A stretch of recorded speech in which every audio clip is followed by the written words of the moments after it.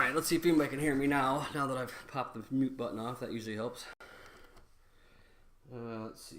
I was going to have somebody check me if they can hear us or not.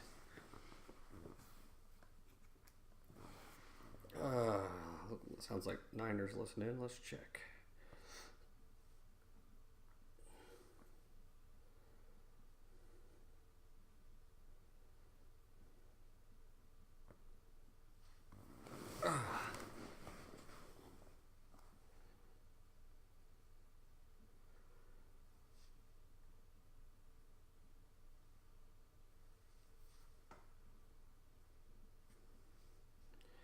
Can you hear me now at the Ultimate Niner Playmaker / Awesome Bros Dad?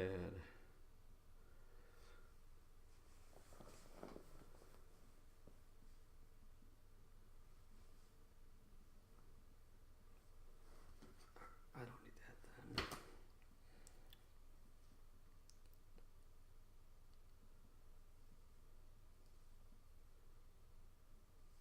Come on, give me an answer. Anybody out there? I guess I could go to Twitch and see if I hear myself, huh? That might be the faster way to do it.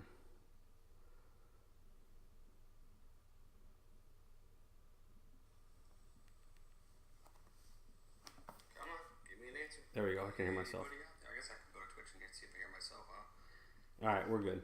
Alright, guys, here we go. Sorry about that. We're still getting ourselves situated here, early in the season. So, welcome to an episode of PGL Pod. This week I am joined by Bogeyexpress. He's having all kinds of fun over there with his internet. So we'll have some fun here tonight, though. Plans for the night are we're going to go over some recaps for weeks 2 and 3, and we're going to give you Playmkr's Power Rankings. I don't have too long tonight because I got to run to soccer here in about 45 minutes, but we should be able to shoot through this. We want to talk a little bit about things. Right off the bat, though, I do also want to say it's nice to see a couple of video broadcasting going on. That's been nice to see, so hopefully more guys will continue to do that, and I think Ultimate Niner Playmaker will tell you that it was very easy to set up. Just literally go start it. It takes nothing to do on the Xbox. You can then go back on Mixer.com to your channel, log in there, and set it up to do the video on demand, but other than that, it looks pretty good. So let's jump and look at the recaps from week 2 and 3. Actually, let me let Bogey jump in here and say hello. So, Bogey, how you doing today? I'm doing okay. Having a little trouble with my out-of-date laptop connecting to my Wi-Fi, so I've got to get a new laptop. So.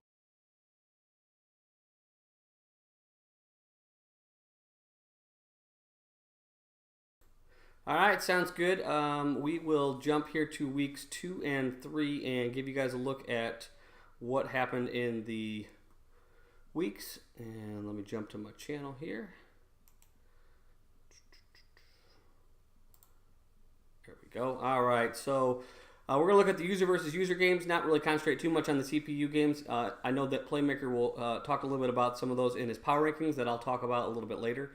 But remember, you can get access to our Gamer Huddle site. Go out to gamerhuddle.com, join there, and just send me a PM with your email, and then I will send you a link to our league so you can log in, see the different things. You can see rosters and all kinds of different things that are on there. So definitely do that. All right. First game we're looking at in week 2 was the Lions versus the Giants. This is Guar as the Lions and Bones56, new guy as the Giants. And the Lions came up winning here 38-22. As we go in here, Bogey, give us what your take was on this game and what you thought after you looked at the stats.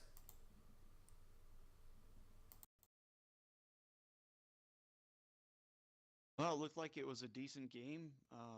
The time of possession was split pretty evenly. Both of them had 280-plus passing. Rushing yardage looked like it was a little bit more of an advantage toward the Giants. Both guys seemed to spread the ball around pretty well receiving.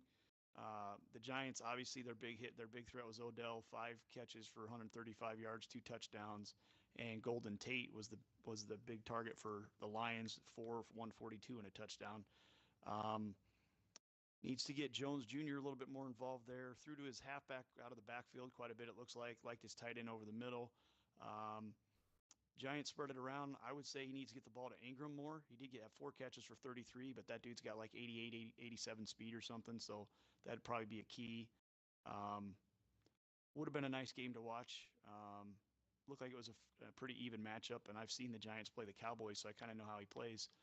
So it looked like it was a pretty decent game. Yeah, it looks like it was definitely an interesting game there. I would say that, obviously the picks there by Eli definitely did him in, although Stafford had his couple too, but it's funny, they reversed 3 touchdowns for Stafford, 2 interceptions for him, and then the other way around, 2 and 3. So looks like they were slinging it around. All right, going to look at the next game on our docket is we got the Packers versus the Falcons.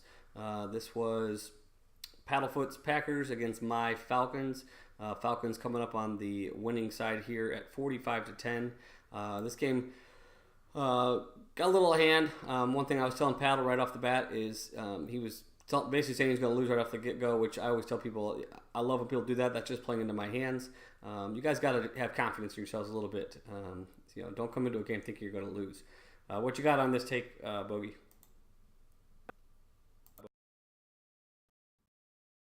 I'm having some technical difficulties, so you're going to have to... I will work with that. He's working on his technical difficulties, so just let me know if you get something up in the middle. So just looking at the stats, Rodgers not a bad game at 20-25, 265 yards, 1 touchdown, 1 interceptions.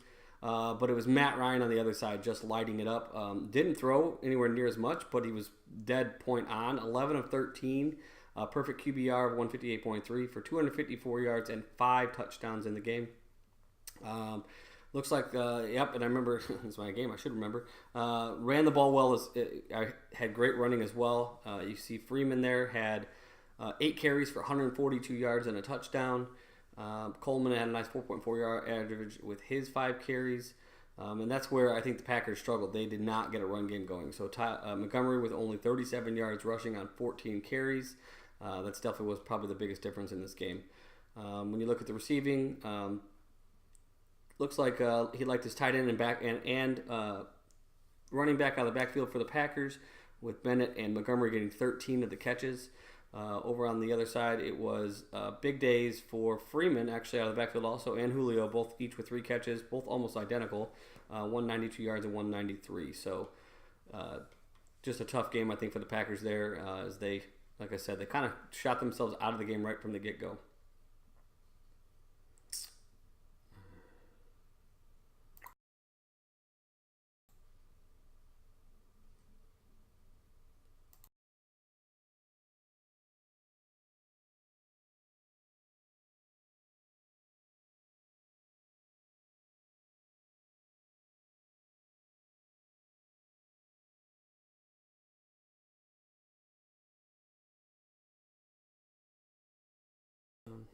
All right, next matchup we had. Let's see, we had one more user game in week 2. This was the shocker of the week. We had the Cowboys, coached by Nate Ryan, taking on the Broncos, and that's Lazarone. We had the big upset with Lazarone pulling off the upset. Let me find that score here.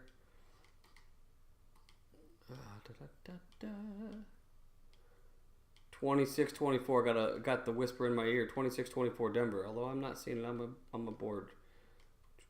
There it is. There we go. 26-24. Broncos with the win over the Cowboys. Again, this was a shocker. This was broadcast. It was nice to see the broadcast.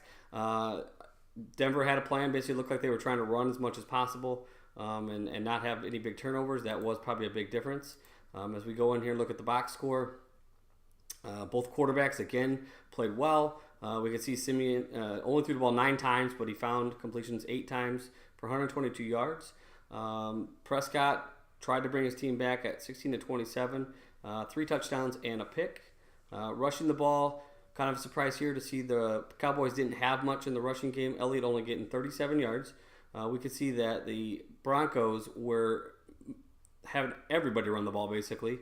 You had 5 people with carries, showing a 6th of Sanders, but he didn't carry. He must have picked up a fumble. You got C.J. Anderson with 14 carries, 64 yards. Janovich, 7 carries for 34 yards. Jamal Charles with 3 carries for 21 yards and a touchdown. And Thompson once on a short yardage situation for a touchdown. But yeah, big shocker here. This was, and we'll talk a little bit more about this in the power rankings. But Bogey, you got anything you want to add on to this game?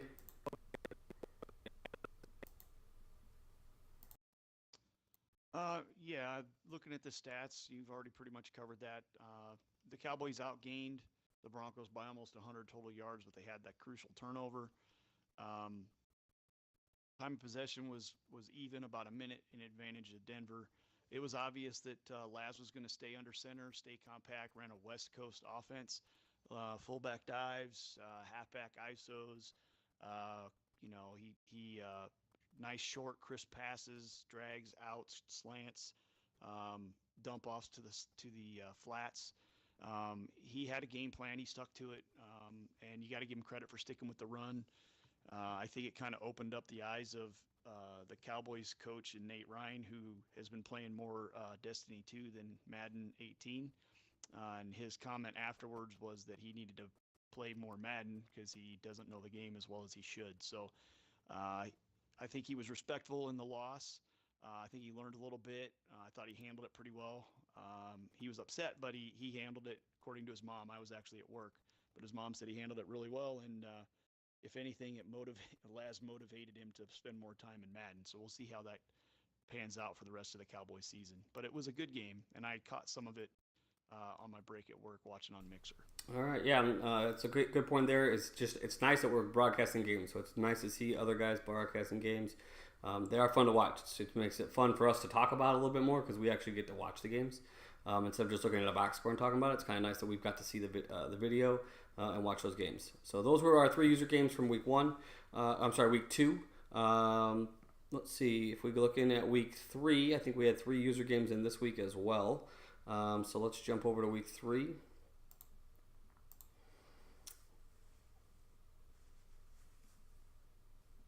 So our first game up is going to be the Seahawks versus the Titans in a 34-7 win for the Seahawks. Seahawks are coached by El Motofoke, and the Titans are coached by Playmkr. Jumping in the box score, we'll let Bogey jump in here and talk about this one a little bit. What you got?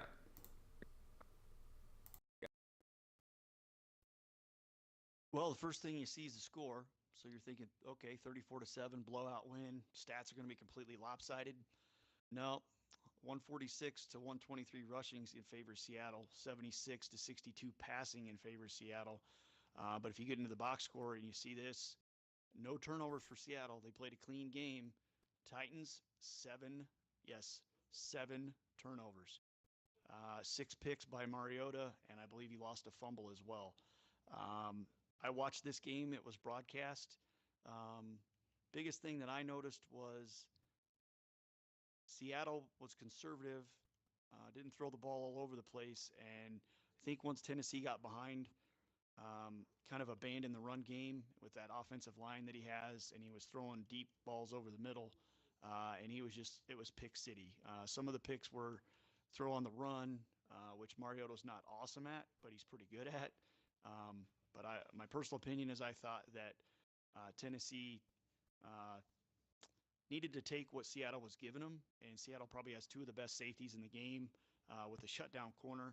So I'm thinking drags, slants, things like that, instead of deep posts over the middle or crossing routes where the heart of their defense is lurking to pick him. So I think he might have just gotten lost a little bit and just went too much with the pass and needed to really try to run the ball more.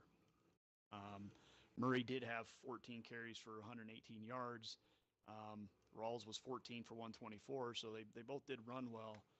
I just think that Tennessee was frivolous with its possessions and was just throwing the ball all over the place. And that Seattle defense is good by itself. And then El Motofoke is a quality user, and his user's gotten better over the years too. So with that Seattle defense stock and then a good user in the middle, it's tough to throw balls all over the place, and 7 of them or 6 of them got picked. So without the turnovers, it's probably a close game, but I think the score reflects the 7 turnovers. Yeah, definitely. I mean, you go looking at this and you can see that Earl Thomas was all over the place on defense with a forced fumble, 2 interceptions, 2 deflections. So, like you said, the game was broadcast. It was kind of nice to watch. It's dangerous to throw over the middle against Seattle with their defense and El Motofoke playing in there. So, definitely. Next game up, we had the Texans in Awesome Bro 2 versus the Patriots. That's Tut. And this was a good game. I don't know if this was broadcast, and you can tell me here when you kind of recap. I don't know if it was or not. It might have been. I know I couldn't watch it. But a real tight one here, 25-24. I remember conversation about it back and forth. I think a big pick six happened in this game. But the Patriots just held on to beat the Texans 25-24. If anything, this is telling you that Awesome Bro is starting to grow. From last year, he was okay last year, and my guess is he's going to be starting to get even better as we go. What do you think about this?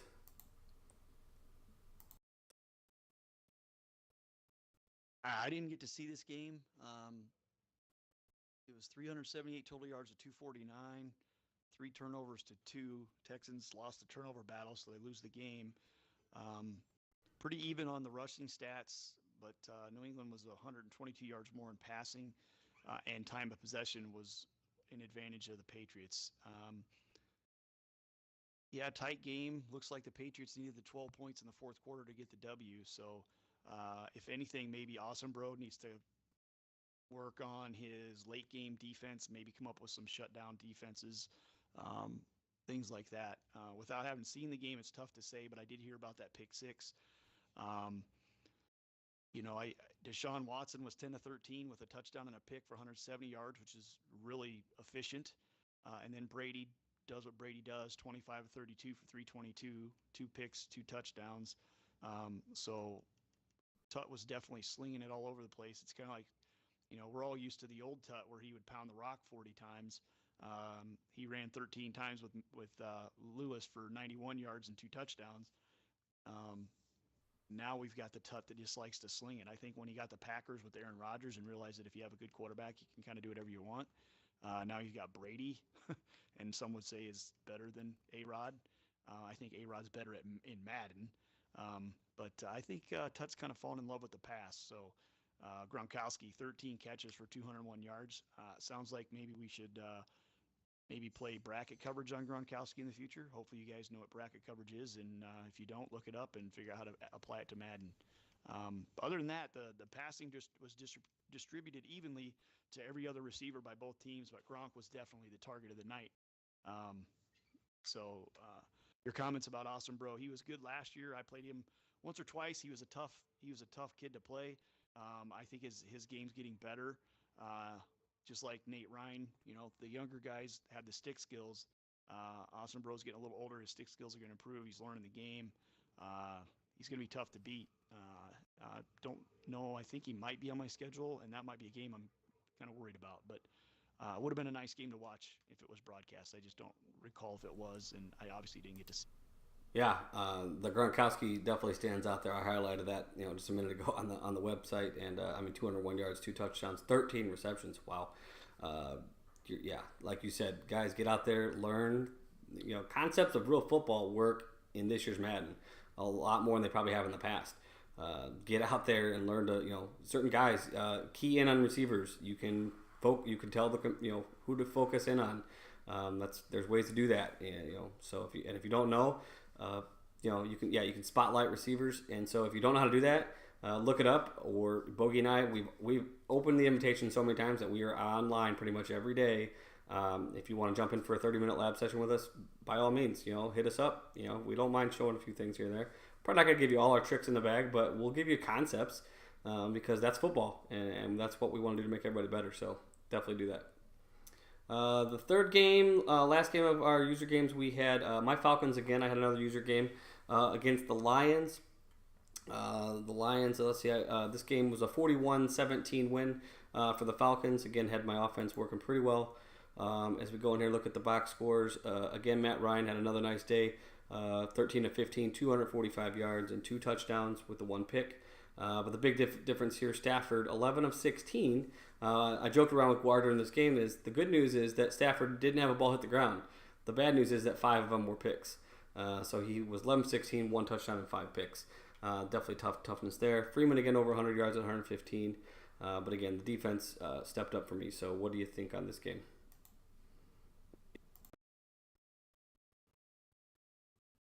Yeah, I think you played this one early in the morning. I wasn't able to watch it, but it was broadcast. Not surprised at all with the box score, with your stats or with Guar's for that matter.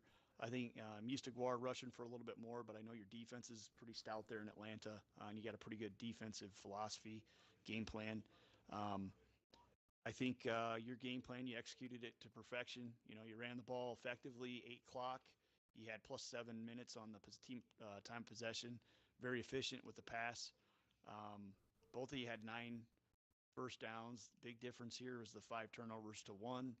And then, you know, it doesn't look like anybody was a specific target. It just looks like you spread the ball pretty well. Um, I think Guar probably had to abandon the run because he got behind because he's more of a run first guy, in my opinion. He did target Ebron 4 for 45, which is probably smart. I am surprised to see Julio only got 3 catches for 57 yards, but you definitely spread it around. Looks like it would have been a nice game to watch. You guys just distributed passes to pretty much everybody. And then defensively, it's just when you turn the ball over, you're going to lose. I mean, you had 3 sacks to his 1. Stafford's a good quarterback. Matt Ryan's a good quarterback. So let's take the turnovers out. This is probably a 1-score game, but turnovers are key. And it's like you said a couple minutes ago, real concepts work. So if you understand football and you know some football concepts, floods, levels, things like that, they will work against the right zones. And if you can read the zone, read the defense, you should be able to find something to attack the defense. The game's not easy. Madden 17 I thought was a lot easier, but I kind of like the fact that this is a little bit tougher. And finding defense this year seems to be the key. Some guys can, go off on the run. Some guys can go off on the pass. You just got to try to find a solid defense to try to contain both. And getting pressure is not as easy as it was last year. You really have to call the right defense and maybe do an overload blitz. Play situational football. Don't blitz on every down. If it's 3rd and 3, maybe you play hard flat versus cloud flat. If it's 3rd and 8, maybe you protect the sticks or you bring heat. If it's 3rd and long, do you play coverage or do you bring heat? How good's your user over the middle? Do you know where you need to go with your user if you're bringing heat? Things like that. And like you said, we're always online. If somebody wants to jump in and lab with us, jump in the party. We'll lab. I've labbed with a couple different guys. But as far as this game goes, 41-17. Second quarter was the key. You outscored him 28-0 in the second quarter. And then it kind of looks like you took your foot off the gas in the second half, kicked a couple field goals. But it would have been. Darn you for sleeping, I tell you. You're supposed to get up after, an hour of sleep. No, it's all good. Yeah, this was another one, just like against Paddle.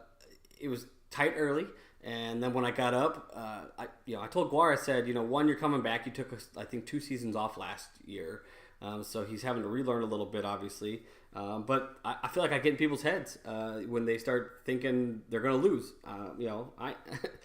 Just so you guys know, the other league I play in, I don't have every loss. I tied 1 game, but I'm like 4-1 or something. I don't know. So it's just, you guys got to stay in your mindset that you're not, coming to a game. Laz made the perfect way of doing it.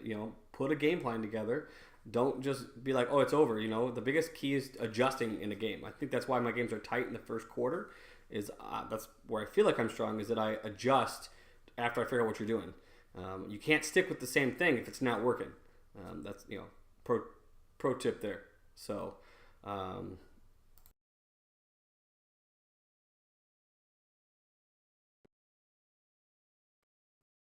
Yeah, I'm in the same CFM that Fat is. We're in a 32-user CFM, and they play on all Madden Sim. And I can tell you that that's just insanely difficult.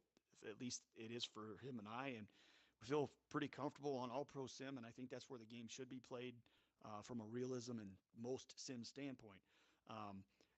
Fat's 0-4-1, and he's been in some tight games, and he's losing because of turnovers. I just lost my first game. I'm 4-1, and he has the Bears. I have the Niners. We had the 31st and 32nd pick, so we didn't get great teams. I'm winning because of defense, and then I can't do anything on offense. He's got Trubisky at quarterback. I started Beathard, a rookie, and now I'm using Bortles, and they basically have the same kind of stats or ratings.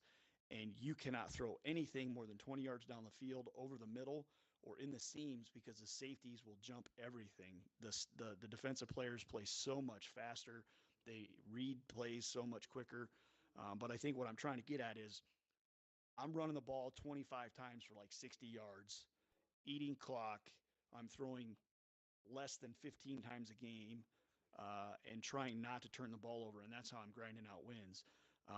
Fat got behind a touchdown here or there, and then his quarterback airmails a throw, and now it's like he's down 2 scores with a pick 6, and then his game plan's out the window. I had the same thing happen to me in my first loss against the Colts guy, but we use real football concepts. You got to stick to your game plan, and I'll tell you what, in the other CFM, I will run the ball 2-3 times in a row and punt rather than throw it over the middle and get a pick 6, because that's just kind of how it plays. But the same philosophy can be used in our league. Come up with a game plan like Laz did against the Cowboys. I'm going to run the ball. I'm going to run the ball. I'm going to run the ball. I'm going to dump it. I'm going to pass short over the middle, short to the outside, and stick to it. You don't have to throw your game plan out the window when you're down 2 scores, especially early in the game. If you're a guy that runs the ball, run the ball and then mix in some play action. And don't run on every first down. Throw in some play action here and there. Don't be predictable. But anyway, I think that's the point that we're trying to make is come up with a game plan and stick to it as best you can until you're down, 3 scores late or 2 scores late, and you just kind of got to go one side or the other. Because I can tell you what I'm going to do when you're down or when I'm up by 2 scores or more. I'm pass committing on every play because I know you guys are going to throw the ball. And guess what? I'm going to lurk the middle, and if you throw it near me, I'm going to pick it. And my defense is going to just pin their ears back and go after your quarterback on every single down. And if a guy blitzes you every single down, there's a play in the game. It's a 4-letter word. It's a draw, and it will work. You just have to call. All right, yep, good stuff. So, like you said, game plan. We're learning that on a different side of, because we have to learn the game a little bit differently in the All Madden. But game plan works in our side too. So, all right, of course, I'm starting to run short here, and I got to run to soccer. But let's get to the Playmkr Power rankings. Definitely going to be some mix-up in here. I did get a quick peek at these. Bogey has not seen these. So we're going to go through. We got 18 listed here. Although we might be losing a couple owners here very soon. Very possibility of some things going on. But let's jump in here and give you guys the power rankings. So coming in at number 18, we have the Rams. I'm not even at Bogey talk about this. Basically just says, much like the real NFL teams, the Rams are absent an owner. I think this owner has not started yet. We're going to jump on the 17th team. Another owner who's not playing, but we will talk about this guy just because it's not his fault he can't play. We wish him the best. This is ex-Army down there in Texas, and we definitely wish him the best with what's going on from having the Hurricanes. But his CPU team is doing pretty well. They're 3-0. They got a win over the Niners in Week 1. Even the CPU doesn't respect the San Francisco team, but they did give them 10 points for the game, which is better than their real-life counterparts. Also got wins against Buffalo. No, sorry. He put CPU Buffalo beats CPU Carolina. I don't understand that then. Playmkr, you don't make sense. You put 3-0, but you put down someone lost, so you're crazy. I'm just going to read your last line since Carolina CPU is on fire, beating up on the weak Saints 45-14. All right, let's jump to number 16 here and see if we can get to a team to talk about. 16 is the Giants, the New York Giants. This is Bones56. Welcome to the league by playing the best team in Week 1, but 5 interceptions sink any chance for the competitive game. But the Giants do avoid the shutout with a lone field goal. That was against the Cowboys. The Giants wanted to make a statement in Week 2 and did have positives to show for their losing efforts. Detroit only rushes 45 total yards and forces 2 interceptions by Stafford. The Giants, however, have to get more efficiency on offense, as evidenced by throwing 3 picks. At one point in the game, sensation QB Davis Webb entered the game, but he went 0 for 2. Good news is the Giants still have OBJ on the roster, and he had a monster game in that week. Team MVP there. You make no sense again here, Playmkr, but G-Men fall to 0-3, though, after Week 3 loss to the Eagles. On the offensive side, LeGarrette Blount was too much for the Giants' defense. However, the major concern for many Giant fans is the 8 QB sacks that Philadelphia recorded against them. There was a concern for the long-term safety of Eli, as he was hit nearly every one of his 29 passing attempts. The Giants are eager to record a victory in Week 4 One team will remove themselves from the winless column, either Tampa Bay or New York. What do you have to say about this spot where he's dropped in at?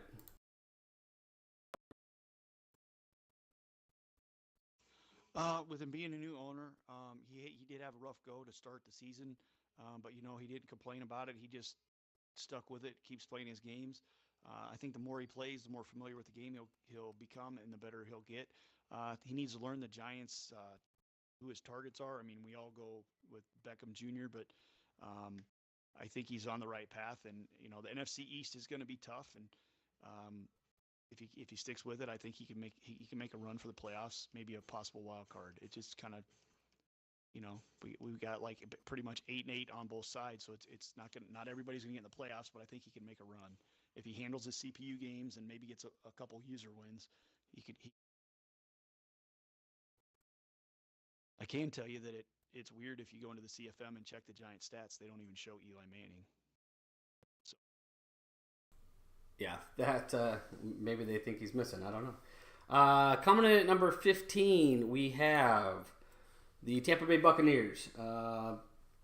Looks like they're 0-3. I'm just reading notes here, not looking at the game. So after Week 1 controversy game, as it's now become known, the Dolphins won the Battle of Florida.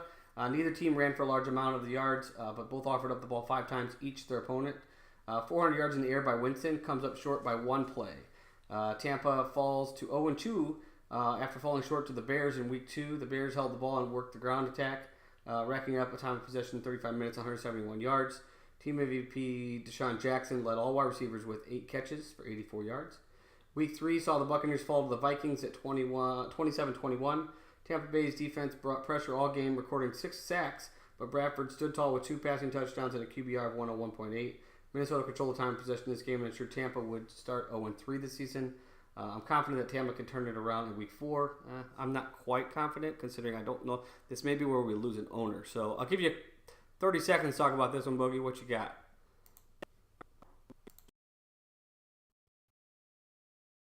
about Tampa Bay, I really don't have a whole lot to say about Tampa Bay. Had a tough Week 1 that was controversial, but really not so. Probably handled incorrectly by both parties involved, or 2 of the 3 parties involved.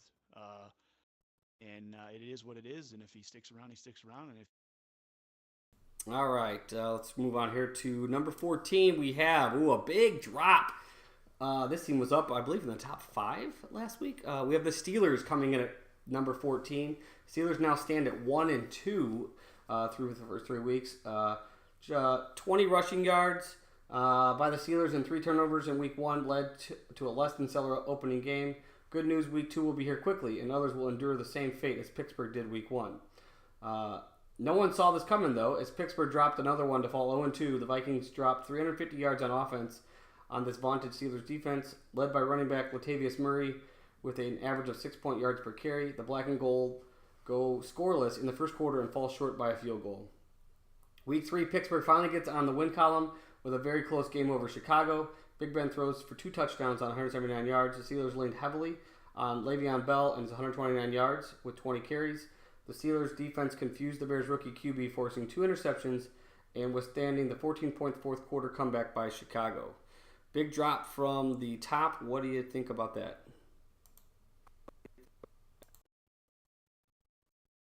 I don't know if that drop should be that drastic. I can understand it with a 1-2 record. Week 1 was a tough week. I had my run defense ready. I know how Zelda likes to play. My opinion, he's a run first guy, so I know if I stifle his run, he's going to have to pass. And I have confidence in my defense and my user skill that eventually I'll get one. Week 1, it just wasn't there. I think I had obviously had more time with the game than Zeldo had, and that probably was a big part of why the game turned out the way that it did. Losing to the CPU is always tough, but I'm telling you, Madden 18, just like at the start of Madden 17, guys were losing to the CPU. You're going to lose to the CPU. I just had a shootout today in my game against the Cincinnati Bengals, who are 0-3, and at halftime I was losing and was going crazy, but I pulled out the win. But my point is, he's not going to stay at 14. He's going to keep winning games. He's going to be right back up in the hunt for the division. and a playoff spot if he doesn't win the division. So Zeldo just needs time on the sticks with the game. He knows football. He knows football concepts. He knows his team. He knows his playbook. He needs to find run D. He reached out, and I might actually lab with a guy in my division to help him out. But I think once he figures out a base defense and kind of gets familiar with his team and the game on the sticks, you'll see him pop right. All right. Yep. Yeah, it's just been a tough start. Zelda plays the game plenty enough that he will definitely get it picked back up. He just got to learn a little bit. Again, this year's Madden, a lot more about football concepts and understanding a little bit. Number 13 is the Oakland Raiders. I can't even think who the Oakland Raiders are. Oh, yeah, Lars. That's right. That's just because he's always busy. He can't talk as much as he uses. But so Lars coming in at number 13. Raiders are 1-2. CPU lost to Tennessee. That's right. So, yeah, CPU lost to Tennessee despite Carr throwing for 300 yards with no interception and QBR of 116.6 week 1. That's because they couldn't play. LA beat up on the Jets, though, in week 2 with a win. LA beat, yeah. Threw me off. It threw me off for a second. You know, I forgot they moved. LA Raiders beat up on the Jets for week 2 win. McCown did nothing to lead the Jets while Marshawn Lynch did it all, both through the air and on the ground. 5 receptions, 18 yards, combined with 76 on the ground. Raiders scored 2 touchdowns and hold on for the win. The Raiders dropped a week 3 outing versus the Redskins, though. Still okay to the Redskins, right? David Carr is battered and bruised after 43 passing attempts. A non-existent running game totaling 57 yards meant the team had to turn to David Carr and Jared Cook. Even 3 key 4th down conversions could not save the Raiders this time. What are your thoughts here?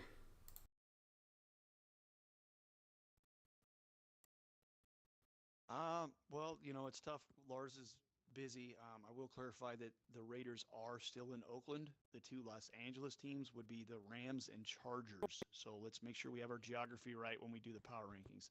The Oakland Raiders, that are coached by Lars, sit at 1-2, but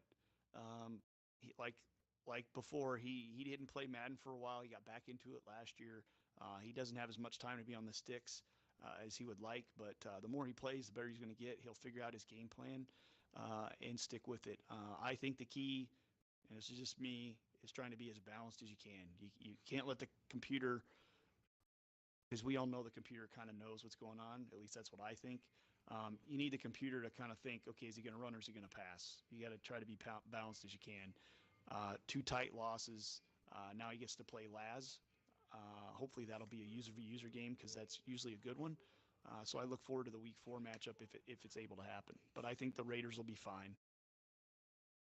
Yeah, it would be nice to see if those two can match up and play in their game. So, all right, number 12 is the Kansas City Chiefs. This is a new team. This is, give me a name here. It's a new owner. I can't think of it. I apologize. Yeah, it's a Caffeine Junkie. It used to be a different owner that we knew in the past, but yeah, that's right. Caffeine Junkie gets dropped in at number 2. We don't have much stats user. He didn't play in week 1, so we're not going to talk about that. But week 2, Chiefs get a win versus a strong Philly team in week 2. No luck on the ground, though, as Kansas City uses the arm of Alex Smith. Slinging the rock 28 times for 220 yards and 1 touchdown. Capitalizing on 2 Philadelphia turnovers, Kansas City, Eric Berry gets game MVP for forcing 2 fumbles, along with 1 sack and 5 tackles. Week 3, Kansas City vanquishes division foe Los Angeles with an 18-10 contest, holding the Chargers to -7 yards in rushing. The Chiefs' defense records 7 sacks, which was needed as Alex Smith left his arm in week 2. His dismal week 3 performance resulted in a QBR of 38.9. When asked after the game about his performance, he walked off and refused to answer any questions from reporters, obviously getting a fine. What did you think about we dropping in our new owner here at number 12? It would have been cool if he could have been with us from the beginning. Week 1 opening with New England and Tut would have been interesting. But he got quality wins against the CPU. But his next 6 games are user games. He has the Texans, Steelers, Raiders, Broncos, Cowboys. Then he gets a bye. Then he gets the Giants. And then I think 3 of his last 4 are user games as well. So he still has 9 user games to go. So it's a tough road for the Chiefs. I don't know Caffeine Junkie, haven't played him, but he's got 3 W's against the CPU. I think he's figuring it out. And it'll be interesting to see how he performs in week 5 against the Texans in the Awesome Bro 2. Then he gets the Steelers with Zeldo. Then he hits Lars. We'll see if that can be user v user. Then he has Laz and his game plan. It'll be run first. And then he gets the Cowboys before his bye, before he plays Bones. So he's got a tough road ahead. If he can make the playoffs after having, like, what is that, like 10 user or 11 user games,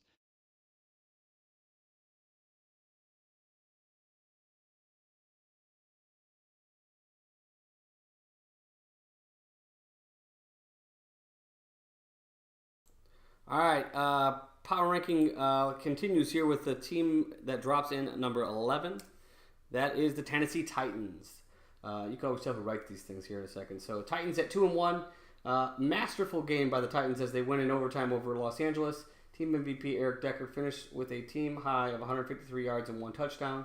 Mariota wasn't too bad with a final QBR of 118.4 for the day.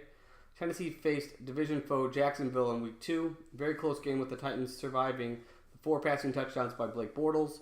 DeMarco Murray scampers for 139 yards on 21 attempts.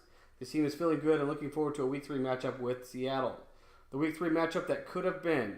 Instead, Tennessee could not stop giving the ball away on offense and very well may set a league record for 6 interceptions. A Week 4 matchup with the Texans does not look so inviting as it once did.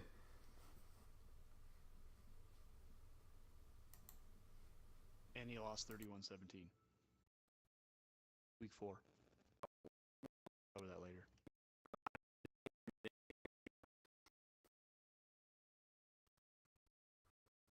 Yeah, we've talked about Playmkr. You know, he got that OT win. He beat the computer. Then he played El Motofoque Seahawks, and we talked about that earlier. He just way too many picks.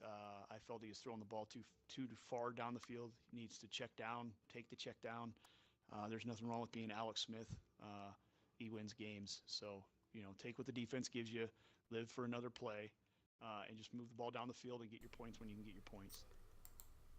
All right. That's going to take us to the top 10, but we are going to have an intermission because I got to go play soccer, indoor soccer game. So we're going to take an intermission for just a little bit. We'll bring the broadcast back up, but you guys can chatter about this in the Slack chat boxes. Start naming off who you think your top 10 is going to be.